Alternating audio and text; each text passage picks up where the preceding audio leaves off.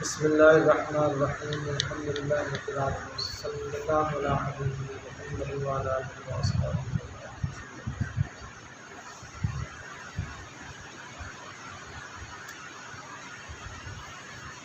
فرعون غرق کیسے ہوا تھا؟ سورۃ یونس علیہ السلام میں آتا ہے جب وہ ڈوبنے لگا اس نے کہا آنا اب آمنت لہ قبل ان آذن لہ، کہ اب میں ایمان قبول کرتا ہوں۔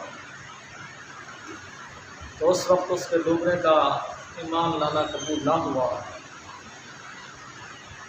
آپ نے فرمایا کہ میوں سنا ہو میرے ساتھ میرا رب ہے۔ جب بنی اسرائیل نے دیکھا نا آگے دریا ہے پیچھے فرعون کا لشکر، جو مجھے ہدایت کرے گا وہی آئی کہ اے پیارے کلیم علیہ السلام دریا پر اپنا عصا مبارک مارو، مار کر کہو تو پھٹ جا۔ عصا بھی لگائے اور یہ بھی ساتھ فرمایا دریا پھٹ جا اور ہم کو راستہ دے۔ آپ نے ایسے ہی کیا، حکم الہی سے تیز ہوا چلی جس نے پانی کو پھاڑ کر اس میں راستہ بنا دیا۔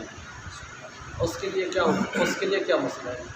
اس کی تو ہر چیز حکم کی پابند ہے۔ دریا میں 12 راستے پیدا ہو گئے جن کے درمیان پانی دیواروں کی طرح کھڑا ہو گیا۔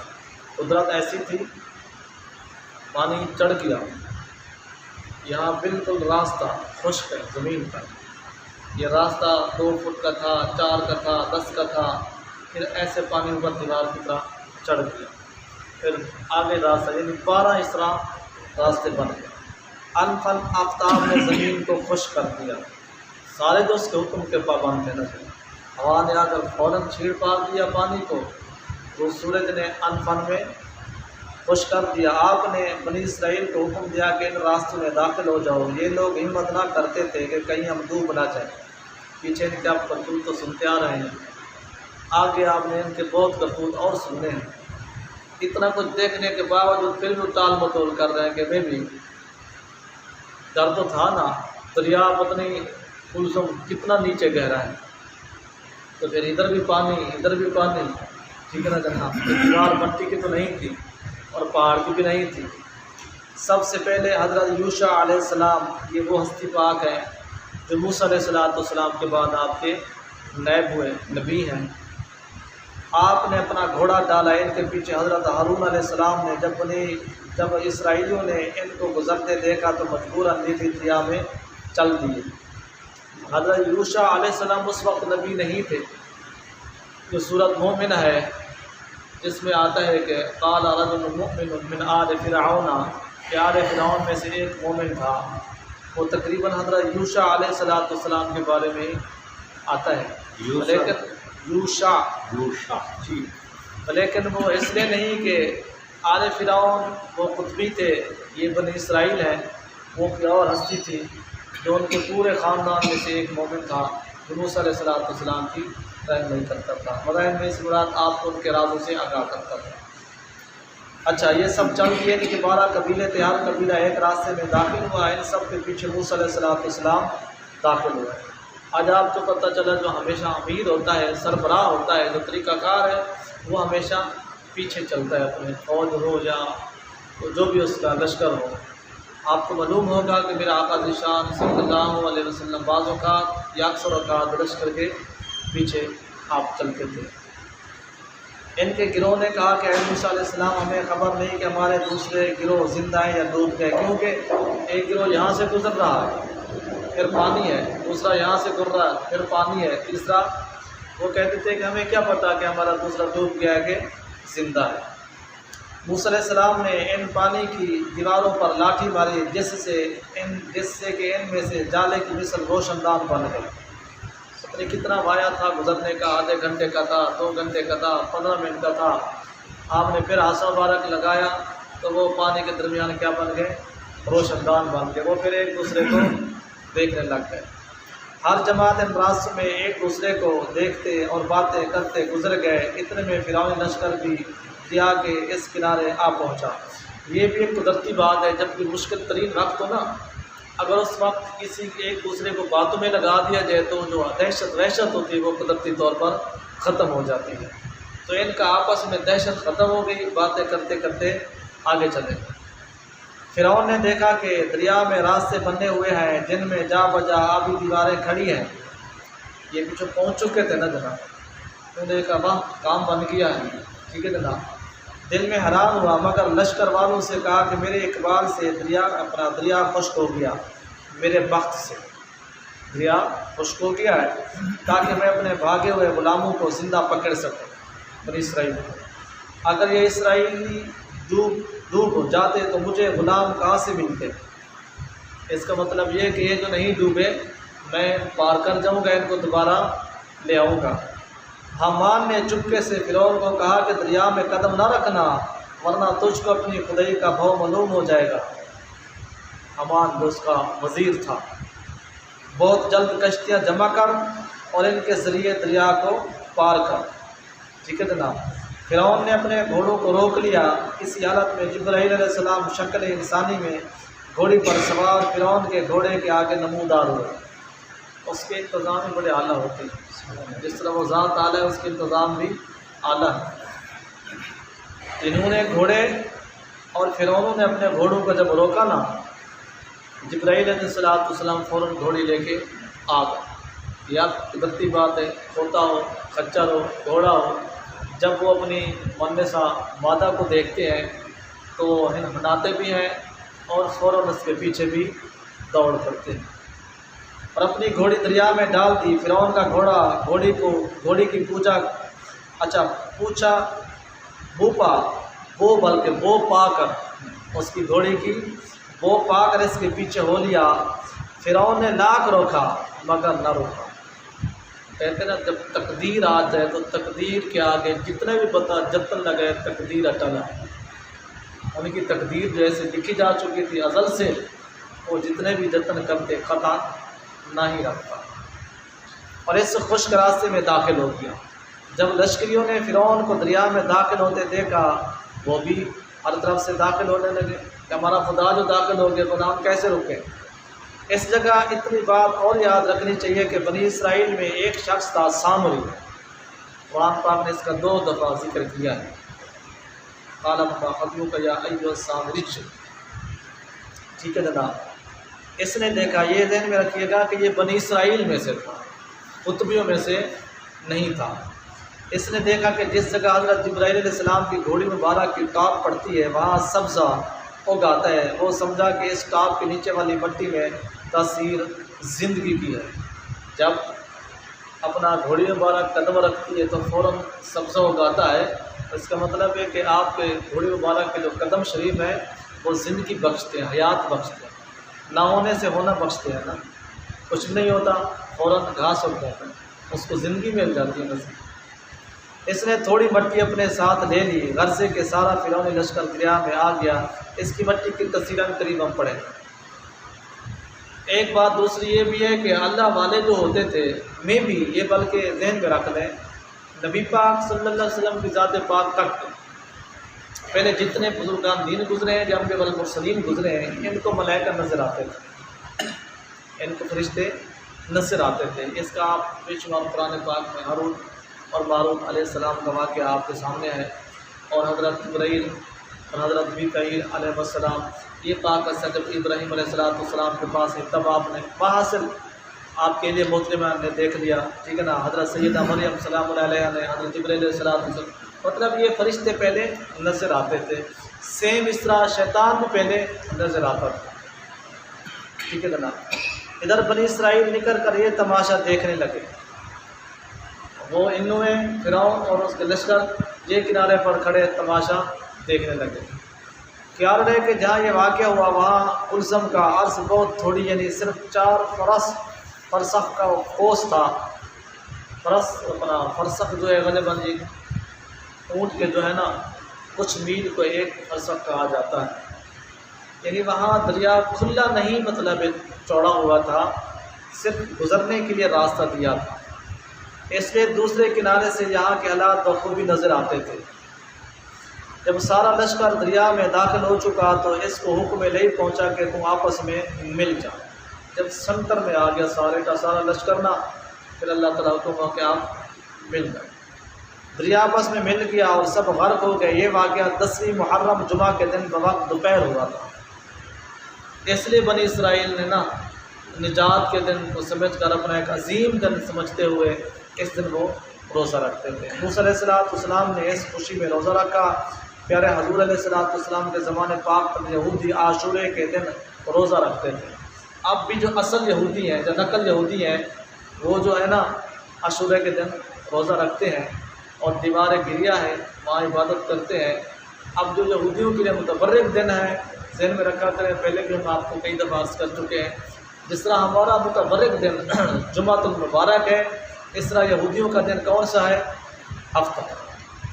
ان کی شریعت میں بابرکت اور عصمت والا دن اللہ تعالیٰ نے اس قوم کو ہفتہ عطا کیا تھا، جس کو شنیچر بھی کہتے ہیں۔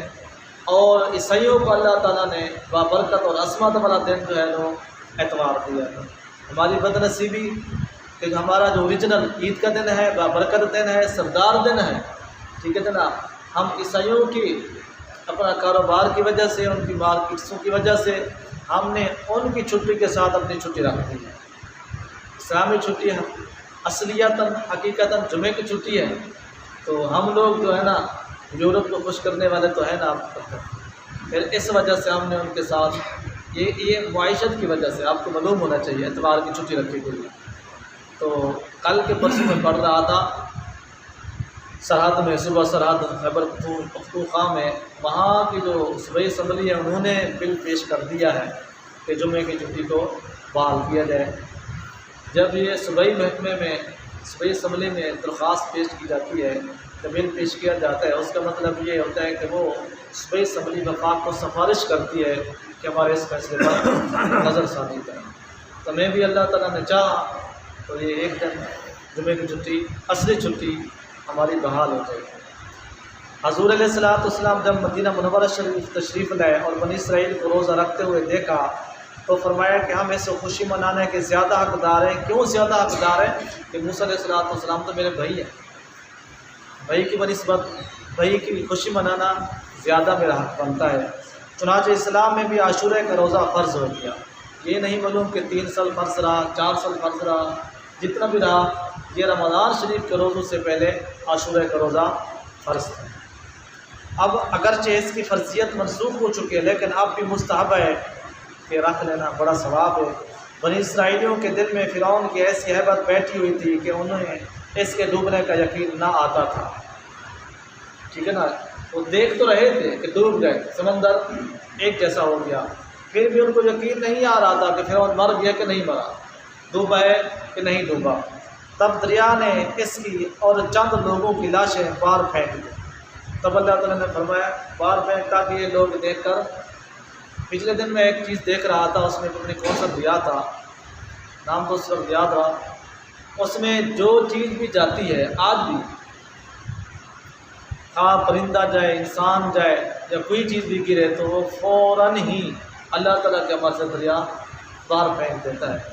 تو ادھر بھی عرب شریف والے دریاؤں میں سے ایک دریا ہے، تو اس کو تو اللہ تعالیٰ نے تب حکم دیا کہ ان لاشوں کو باہر پھینک دو۔ تب ان کو یقین ہوا کہ یار ہے کہ فرعون تمام کفار سے بدتر ظالم تھا، یعنی جتنے بھی کافر گزرے ہیں نا، حمان ہے، نمرود ہے، قارون ہے، فرعون ہے، یہ شداد ہے، ان سب سے فرعون سب سے بدتر گزرا ہے۔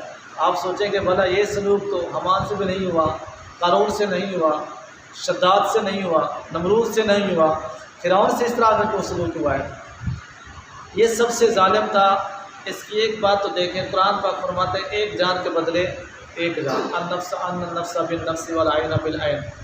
تو اس ظالم نے کتنے ہزار حمل گروائے تھے، اور سوچو جو ہم نے پڑھا تھا 90,000 تو اس ظالم نے حمل گروائے تھے، اور ایک روایت کے مطابق 70,000 بچے نہ کس نے شہید کروائے، ایک روایت کے مطابق 70 لاکھ بچے نہ کس نے۔ یہ تھوڑا ظلم ہے بنا، اور اس کے ظلم اگر نہ ہی دیکھیں۔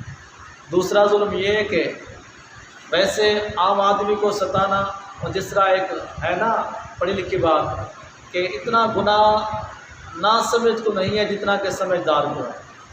ایک بندہ ہے وہ شریعت کا مسئلہ نہیں جانتا، وہ کہ خلاف شرع کام کرتے، گناہ تو اس کو ہے، پکڑ تو ہے، ایک عالم دین ہے، ٹھیک ہے جناب، جب وہ گناہ کرتے تو اس کے لیے کیا ہے؟ ڈبل ہے۔ تو اس کا دوسرا ڈبل یہ ہوئی کہ اس نے بنی اسرائیل یعنی نبوت کے خاندان کو اس نے ظلم کا نشانہ بنائے رکھا، یعنی اس قوم میں جو سادات تھے ان کو اس نے ظلم کا نشانہ بنائے رکھا، جس نے ہزاروں بے گناہ اسرائیلی بچوں کو ذبح کیا، عذاب ہلکا آیا کہ مصر سے نکال کر دریا میں ڈبویا گیا، مکانات، باغات، عورتیں، بچے سب محفوظ رہے، فرعونیوں کے مکان بھی، عورتیں بھی، بچے بھی۔ بچے اس لیے محفوظ رہے کہ بچے اپنی فطرت پر، اسلام کی فطرت پر پیدا ہوتے، ان کا کوئی گناہ نہیں تھا۔ عورتوں کا بھی یہ حکم ہے، میرے آقا حضور علیہ السلام کی جنگ بندی میں، جنگ کی منصوبہ بندی میں یہی ہوتا تھا کہ تم نے بوڑھوں کو اور عورتوں کو قتل نہیں کرنا اور بچوں کو، ٹھیک ہے جناب۔ اچھا، عاد و سمود کی طرح خود بستی میں رہ کر عذاب نہ آیا، اس میں بھی ایک بہت بڑا راز آ رہا ہے۔ جس طرح اور قوموں میں بستی میں آیا تھا عذاب، فرعون کے اپنے ملک میں یا ان کی بستی میں عذاب کیوں نہیں آیا تھا؟ بات سوچنے والی ہے نا جناب۔ مصر اب تک آباد ہے، عاد و سمود کی بستیاں اجاڑ دی گئی ہیں۔ یہ دیکھیں، آپ پیچھے سنتے ہیں کہ جب نبی پاک صلی اللہ علیہ وسلم مکہ شریف سے کچھ دور جہاں قوم سمود آباد تھی، اب برباد ہو گئی تھی، تو جب لشکر جاتا تھا جنگ والا اسی راستے سے گزرتا یمن شام کی طرف، تو نبی پاک صلی اللہ علیہ وسلم کی ذات پاک فرماتے سے یہاں تیزی سے گزر گئے، جہاں حضرت صالح علیہ السلام کی قوم کو عذاب آیا تھا۔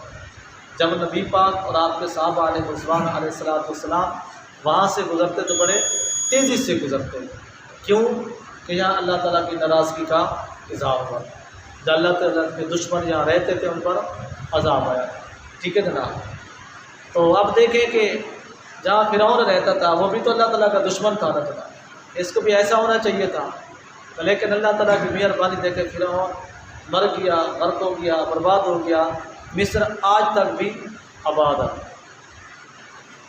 مصر میں رہتا تھا نا۔ دو وجہ سے مصر کیوں آباد ہے اور فرعون کو وہاں عذاب کیوں نہ آیا۔ ایک یہ کہ مصر میں انبیاء اور اولیاء علیہ السلام کی قبر شریف ہے۔ مصر کیونکہ عرب علاقوں میں شامل ہوتا ہے، اور انبیاء والمرسلین کے جتنے مزارات شریف ہیں یہ سارے کے سارے عرب ممالک میں ہیں، ٹھیک ہے جناب۔ اس کے علاوہ اور کافی اولیاء کاملین ہیں جن کے مزارات شریف بھی مصر میں۔ پہلا جواب یہ کہ مصر اس لیے برباد نہیں ہوا کہ نبیوں کے وہاں مزارات شریف ہیں، ٹھیک ہے جناب۔ میں بھی ان امتوں کے اولیاء کاملین کی بھی مزار بھی ہوں، اگر ان کے اولیاء کاملین کی مزاریں ہمیں معلوم نہیں ہیں تو امت محمد صلی اللہ علیہ وسلم کے اولیاء کاملین کی تو مزاریں وہاں ہیں نا، حضرت امام شافعی جیسے جلیل القدر اماموں کی مزار، اور کافی بڑے بڑے بزرگان دین ان کی مزارات شریف جو ہے نا وہ مصر میں ہے۔ کہ یوسف علیہ السلام اور ان کے بھائی وہاں مدفون ہوئے مصر میں، ان قبروں کی برکت سے شہر برباد نہ کیا گیا۔ اللہ تعالیٰ کو اس کے بڑے محبوب جو ہے نا اس کو بڑے پیارے ہیں۔ دوسرا یہ کہ اکثر اللہ تعالیٰ کا عذاب جرم کی طرح آتا ہے۔ فرعونیوں نے اسرائیلیوں کے مردوں کا خاتمہ کرنا چاہا، عورتوں کو باقی رکھا، اور رب تعالیٰ نے ان کے مردوں کو ہلاک کیا، عورتوں کو باقی رکھا۔ اکثر اللہ تعالیٰ کا عذاب جرم کی طرح آتا ہے، جو جرم جس کی طرح کرتا ہے اس کو ہی اس میں پھٹے لگایا جاتا ہے کہ ٹھوکریں کھاتی پھریں، یا ان کی عورتیں ٹھوکریں کھاتی پھریں۔ امیہ بن خلف کو رب تعالیٰ نے وہ عذاب دیا جو وہ حضرت بلال حبشی رضی اللہ تعالیٰ عنہ کو ساتھ دیتا تھا، جو عذاب اس وقت بنی اسرائیل کی عورتوں کو ستایا گیا ہوتا تھا نا، امانت کے گرائے گئے، بچوں کو ذبح کیا جاتا، اب وہی عورتیں وہی درد برداشت کریں کہ انہوں نے کس طرح اسرائیلیوں کو تکلیف دی تھی، یعنی بچوں سے جسم چھلنی کرتا۔ آخری پوائنٹ جو ہم نے آپ کو عرض کرنا تھا کہ فرعون کو اس کے گھر میں بھی یہ بات آگے آئے، کیوں نہ مطلب عذاب آیا، تو یہ لکھتے یہ ہیں کہ اس کا جو محل تھا، محل کے اوپر مین گیٹ دروازے پر لکھا ہوا تھا بسم اللہ الرحمن الرحیم، بسم اللہ الرحمن الرحیم، جس کی برکت کی وجہ سے اس کو اپنے محل میں عذاب ہو نہ آئے۔ اللہ تعالیٰ ہم سب کو قرآن پاک کی حقیقت اور قرآن پاک مفہوم کو سمجھنے کی توفیق عطا فرمائے۔ بسم اللہ الرحمن الرحیم۔ السلام علیکم۔